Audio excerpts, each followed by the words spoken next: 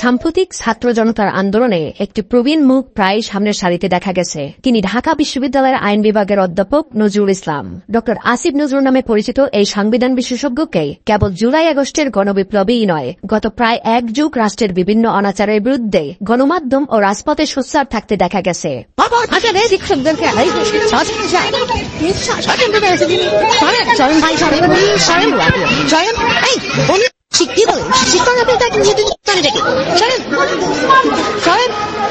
শিক্ষাজীবন শেষে 1990 সালে ঢাকা বিশ্ববিদ্যালয়ের শিক্ষক হিসেবে যোগদানের পূর্বে মেধাবী ও বাগ্মী আসিফ নজরুল বহুল প্রচারিত সাপ্তাহিক বিচিত্রা পত্রিকায় রিপোর্টার হিসাবে কাজ করতেন। তখন তার করা বেশ কয়েকটি অনুসন্ধানী রিপোর্ট আলোড়ন তৈরি করে।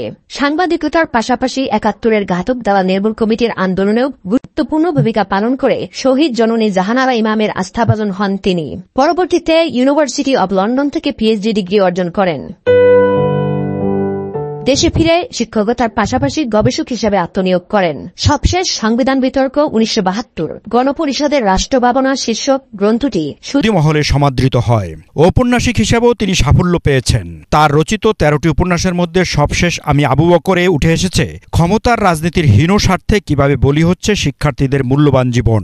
তো বইটা খুব ভালো লাগছে, তো আরো ভালো লাগছে যদি বইটা আরো স্বতঃস্ফূর্তভাবে লেখা যেত। এটা বইটা লেখার সময় অনেক কিছু মাথায় রাখতে হয়েছে। সেটার জন্য কি মাথায় রাখতে হয়েছে? দেশের বর্তমান রাজনৈতিক বাস্তবতা, তারপরে প্রকাশক, এটা বর্তমান পরিস্থিতিতে সব কথা ফ্রিলি বলা যায় না। আমি যেই কথাগুলো, যেই ইস্যুগুলো নিয়ে কথা বলতে চাই সব বলা যায় না। কিছু একটা বলতে গেলে মানুষ অনেকভাবে ত্যাগ করে। নাগরিকদের মত প্রকাশের স্বাধীনতার জন্য লড়াইরত আসিফ নজরুল একসময় বাংলা ভিশনে উপস্থাপনা করেছেন আর্টিকেল 39 নামে একটি ধারাবাহিক টক শো। আমাদের সংবিধানে আর্টিকেল 39 যে রয়েছে বা 39 যে অনুচ্ছেদ রয়েছে, সেখানে সংবাদপত্রের স্বাধীনতার কথা বলা হয়েছে এবং বাক স্বাধীনতার কথা বলা হয়েছে, ভাব প্রকাশের স্বাধীনতার কথা বলা হয়েছে। যেহেতু আমরা এই অনুষ্ঠানে স্বাধীনভাবে কথা বলার চেষ্টা করি, এই জন্য অনুষ্ঠানের নাম আর্টিকেল 39 নিয়েছি। পরে পত্রপত্রিকায় কলাম ও টিভি টক শোতে সাহসী রাজনৈতিক বিশ্লেষণের জন্য তিনি বিশেষভাবে খ্যাতি অর্জন করেন। তাই প্লেনে একে অপরের সাথে পরিচয় আরি। তখন এক ভদ্রলোক পরিচয় বললেন উনি অক্সফোর্ডের লয়ের অধ্যাপক। আমাকে বাংলাদেশ শুনে বললেন, বাই এনি চান্স তুমি কি আসিফ নজরুল বলে কারো নাম জানো না? আমি জানি, মানে খুব ভালোভাবে চিনি তাকে। সে সাংবাদিক ছিল, এখন লেখাপড়া করছে। সে আমাকে বলেছিল, এত বড় ব্রাইট স্টুডেন্ট আমার জীবনে। তোমার বলে আমার দুঃখ হয় কি জানো, এই লোকটার সম্মান তোমরা করতে পারবে না। 25 বছর আগের কথা। তাকে আমাদের এখানে পাঠিয়ে দাও, আমি সারা পৃথিবীকে মুখ উজ্জ্বল করবে। এভাবে একাধারে শিক্ষক, লেখক, ঔপন্যাসিক, রাজনৈতিক বিশ্লেষক, সংবিধান বিশেষজ্ঞ, কলামিস্ট, রাজপথের লড়াকু যোদ্ধা থেকে মেধাবী তরুণদের আইডলে পরিণত হন অধ্যাপক মোহাম্মদ নজরুল ইসলাম। তবে বন্ধুর এই পথ পাড়ি দিতে আসিফ নজরুল জীবনের ঝুঁকিতে পড়েছেন বহুবার। 2012 সালে একটি টেলিভিশন টকশোতে দেয়া বক্তব্যের জন্য হাইকোর্টে তলব করা হয়েছিল বর্তমান এই আইন উপদেষ্টাকে। ঢাকা বিশ্ববিদ্যালয় তার কক্ষে তালা দেওয়া, এমনকি 2013 সালে কেরোসিন দিয়ে জ্বালিয়ে দেওয়া হয়েছিল কক্ষটি। একই বছরের মে মাসে টেলিফোনে হত্যার হুমকিও পান তিনি। মানহানির মামলাও হয় তার বিরুদ্ধে।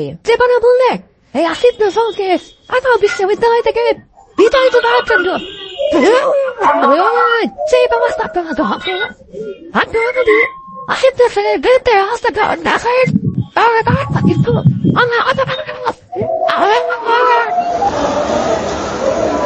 কোটা বিরোধী আন্দোলন সহ গত প্রায় 1 দশক তরুণদের উপর রাষ্ট্রীয় নিপীড়নের মুখে ছাত্রদের আগলে রাখতে দেখা গেছে ডাক্তার জাফরুল্লাহ চৌধুরী ও ডক্টর আসিফ নজরুলকে।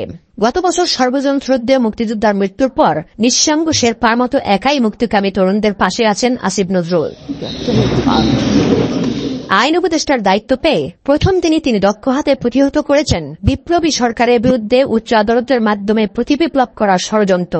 ফলে সেদিনই পদত্যাগে বাধ্য হন তৎকালীন প্রধান বিচারপতি সহ স্বৈরতন্ত্রের দোসর কয়েকজন বিচারপতি।